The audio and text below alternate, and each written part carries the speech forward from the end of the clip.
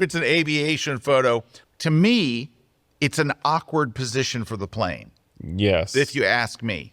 So I agree. I'm going to do some basic edits real quick. We hit auto and that worked against us. It made the sky look better, but the plane's too dark. So I raised the exposure quite a bit because it was way underexposed. That's what, it's underexposed by 3 or 4 stops. I'm going to bring up the shadows are okay. Three the stops. Highlights are okay. I'll bring up the contrast a little bit, maybe increase the exposure, and then really texture and clarity. A lot of texture, a little bit of clarity, and that part I think looks pretty good. However, let's jump over to Photoshop. Let me just scoot that over to Photoshop. All right, I'm going to get the crop tool, and here's what we need to do. Now, I'm going to set this, guys, right up here at the top. I have the crop tool selected. It says fill. I'm going to tell you now, I'm going to set it to Generative Expand because here's why.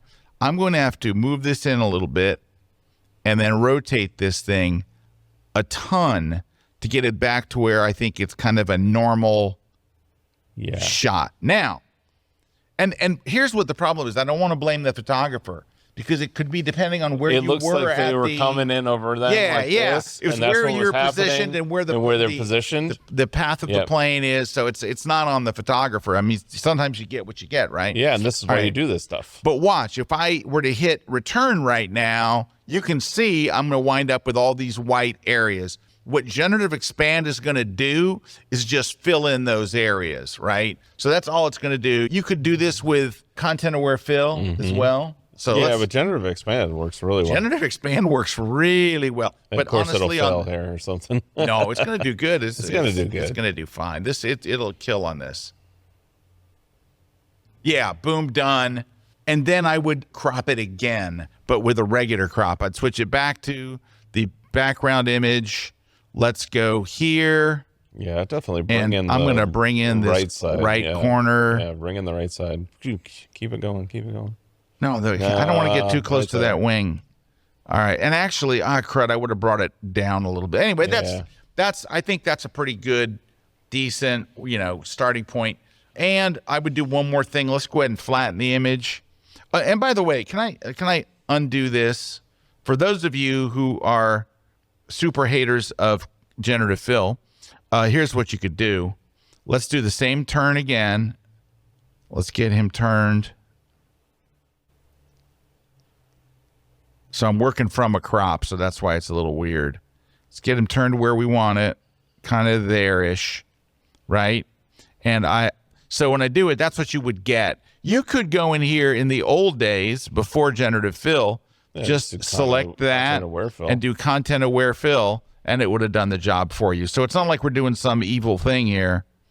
Here's content-aware. Give it you see what I mean? It's like, it's actually doing almost the same job. Yeah, it's almost doing the same job here. Just let's select all that. And one more. So we didn't do anything too evil by using generative fill. All right, and let's go in here, bring this in. I would do one more thing. I want to move it. I'll move the plane up a little. Well, that would be the ideal, I think, right there. Yeah, and then go in here and there we go. All right, that's all generative fill. That's not AI. No, that was content-aware fill. I mean content-aware fill. Now, lastly, filter. And by the way, this is answering Philip's question. Should we use software like Topaz Photo AI first or after editing? So if you're using Topaz Photo AI, it's doing the editing for you. That's what it does.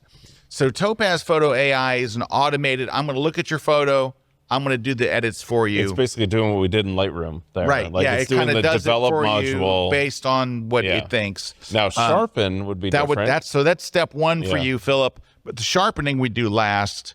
And then here it's like noise reduction is the same thing. It's noise reduction I start and then edit. Yep. And then sharpening at the end. Exactly. All right. And then here it's going to do the it's going to updating it. And there we go. We hit apply. Yeah, and now you can all the lettering is perfect. Yep. There you go. It looks nice now. So let's go back and look at our original. All right, here's the after, and then here was the before.